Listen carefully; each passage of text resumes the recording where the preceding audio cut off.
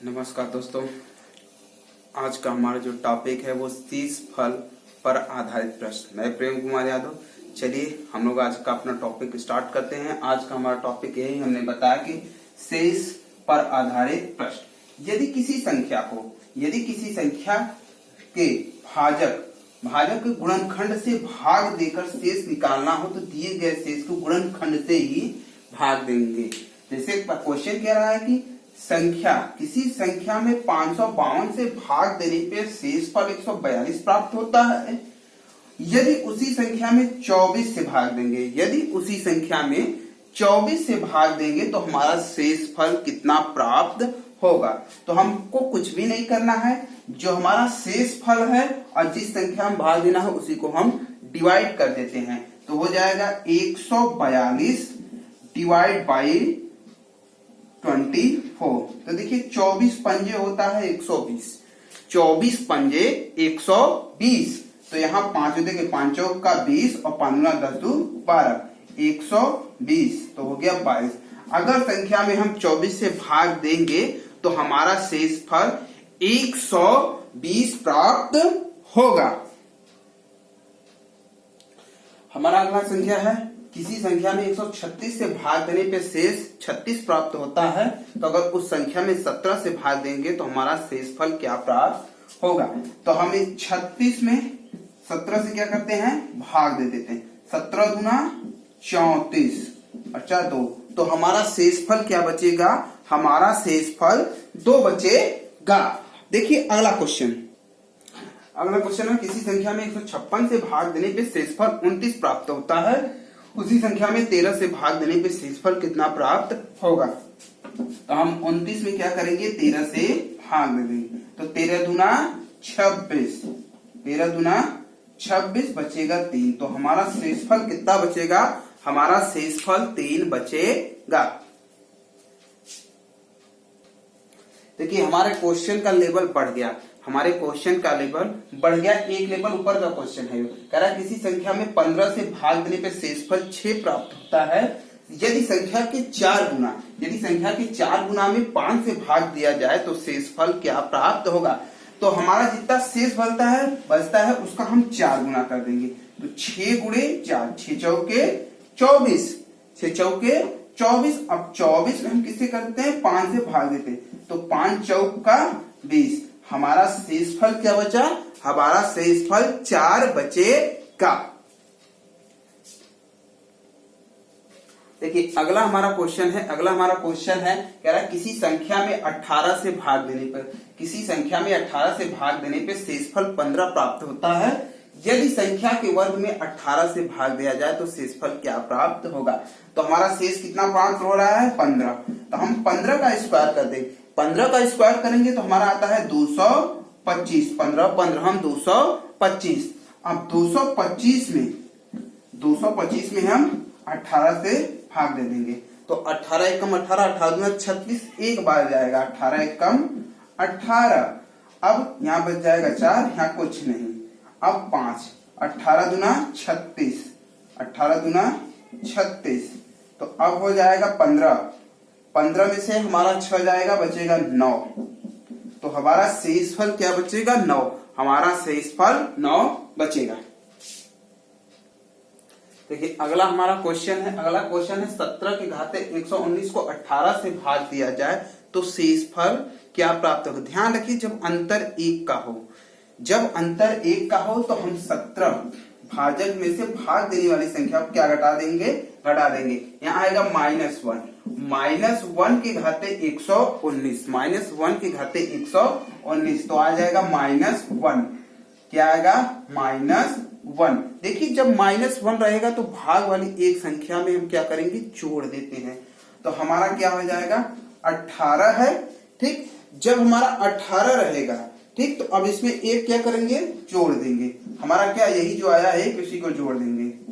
ठीक, तो एक हमारा क्या है, माइनस, तो हो जाएगा 17। तो हमारा शेष से तो भाग दिया जाएगा तो हमारा शेषफल क्या प्राप्त होगा, 17। शेषफल हमारा 17 प्राप्त होगा। देखिए हमारा अगला क्वेश्चन है, कि 14 घाते 116 को 13 से भाग दिया जाए तो शेषफल क्या प्राप्त होगा। हम सबसे पहले डिफरेंट कर देंगे, घटा देंगे। 14 में से 13 जाएगा 1, क्या बचा 1, 1 के घाते 116 तो हमारा 1। जब हम 14 में के घाते 116 में 13 से भाग देंगे तो हमारा आंसर क्या आएगा 1।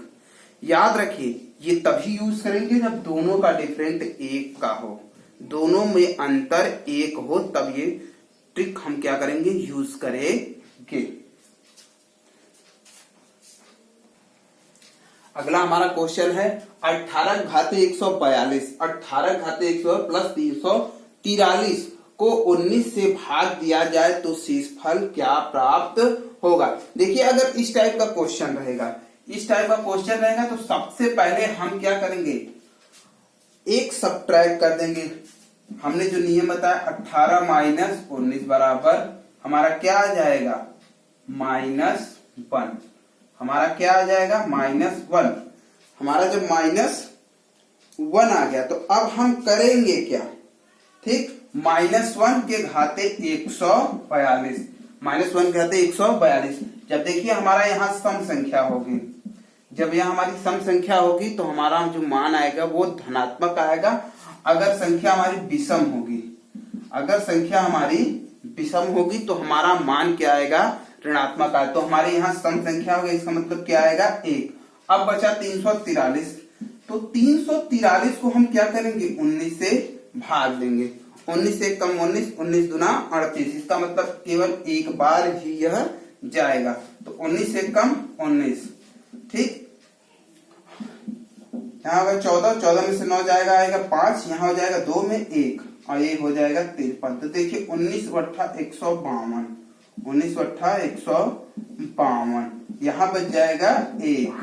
अब देखिए 1 यहाँ से बचा है और 1 ये आ गया, तो अगर हम भाग देंगे तो हमारा शेषफल क्या प्राप्त होगा, हमारा शेषफल 2 प्राप्त होगा। देखिए हमारा एक लेवल उससे और ऊपर का क्वेश्चन है, कह रहा है कि 66 घाते 483 को 13 से भाग दिया जाए तो शेषफल हमारा क्या प्राप्त होगा। देखिए इस टाइप का क्वेश्चन है तो हम 13 का अपवर्त निकालेंगे, तो 13 का अपवर्त निकालेंगे जो इसके नजदीक है, जिसका डिफरेंट 1 हो। तो 13 पचे 65, कितना हुआ 13 पचे 65, 1 का डिफरेंट हो गया। तो 66 माइनस 65, 66 माइनस 65, नहीं सॉरी 65 माइनस 66 होगा, 65 माइनस 66 आ जाएगा -1। 65 माइनस 66 हमारा हो जाएगा 1। अब इस 1 के घाते हम क्या कर देंगे, इस 1 के घाते कर देंगे 486, तो 486 आ जाएगा हमारा 1। तो हमारा शेषफल क्या प्राप्त होगा, हमारा शेषफल 1 प्राप्त होगा।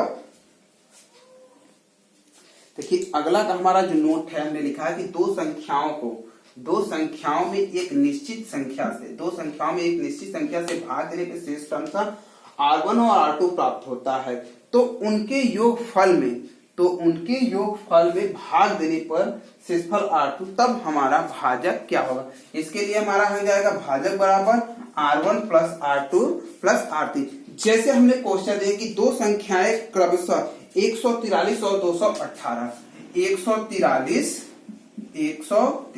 और 218 में भाग देने पर क्रमशः शेषफल 74 प्राप्त होता है। शेषफल हमारा 74 प्राप्त होता है। तब भाजक क्या, तब हम इस फार्मूले का यूज कर देंगे, तो हम कर देंगे 143 प्लस 218, 143 प्लस 218 माइनस 74। अब हम इसको क्या करेंगे, सब्ट्रैक्ट कर देंगे, इन दोनों को जोड़ देंगे। 8 3 11, 4 1 5 1 6, 2 1 3, 361 माइनस 74, यहाँ हो जाएगा 11, 11 में से 7 जाएगा, 11 में से 4 जाएगा, बचेगा हमारा 7, और यहाँ हो जाएगा 5, 5 में से 7 नहीं जाएगा तो हो जाएगा 15, 15 में से हमारा जब 7 चला जाएगा तो हो जाएगा 8, और यहाँ हो जाएगा 2। तो हमारा कितने आंसर, तो हमारा भाजक क्या हो जाएगा, हमारा भाजक हो जाएगा 287। हमारा अगला है दो संख्याओं का एक निश्चित संख्या में भाग देने पर शेषफल क्रमशः 315 और 214 बनता है। ठीक है, तो उनके योगफल में भाग देने पर शेषफल 85 प्राप्त होता है। तो हमारी संख्या ज्ञात कीजिए। हम वही कर देंगे। तो हमारा भाजक, हमारे यहाँ पूछ रहा है भाजक, भाजक क्या होगा, भाजक क्या होगा। तो हम लिख देंगे भाजक बराबर R1 plus R2 minus R3। तो हम निकालेंगे 315 प्लस 214 माइनस 85। तो 5 4 9 1 1 2 3 2 5। हम घटा देंगे इसमें से 85 को घटा देंगे। जब हमने 85 घटा दिया तो 5 9 में से 5 जाएगा 4, यहाँ हो जाएगा 12, 12 में से 8 गया 4 और यहाँ बचेगा 444। तो हमारा भाजक क्या हो जाएगा 444। हमारा अगला क्वेश्चन है, कह रहा है 17 घात 113 और 12 के घाते 113 को किससे पूर्णतः विभाजित किया जा सकता है। अगर इस टाइप का कौन सा रहेगा, जब आपका आधार और घात देखेंगे, हमारा जब घात समान होगा, घात हमारा समान होगा, तो दोनों संख्याओं को हम क्या करेंगे, जोड़ देंगे। तो देखिए 17 और प्लस 12, 7 2 9 1 1 2, 29 ऐसी संख्या होगी जो पूर्णतः विभाजित किया जा सकता है। ध्यान रखिए इस नियम का तभी प्रयोग करेंगे जब आपका घात समान होगा।